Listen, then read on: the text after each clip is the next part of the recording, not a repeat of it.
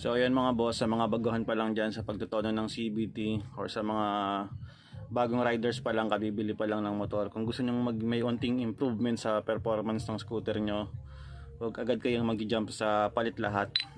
Yan, kung gusto nyo ng konting improvement sa performance, try na muna magpalit ng ganito. Ang tawag dito is flyball. Yan.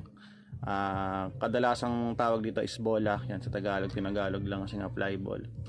Kasi kadalasan yung mga baguhan pa lang nagpapalit agad ng full set CVT set agad. Pero yung tigas ng spring niya tapos yung bigat ng bola is parehas lang din dun sa stock. So parang nagpalit ka lang ng brand pero yung performance nun same lang dun sa stock natin.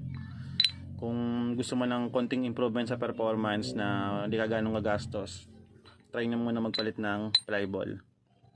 Ayan. Ang motor ko pala is Honda Click 125. Ang gamit kong bola is straight 14 grams. Ayan. Nung bago lang din ako, ito lang yung pinalitan ko, yung bola. Tapos nagbago naman yung performance niya. Doon na lang kayo muna mag-adjust kung wala pa kayong pambili ng CVT set. Kung gusto niyo ng arangkada pang dulo, dito lang kayo mag-adjust sa bola.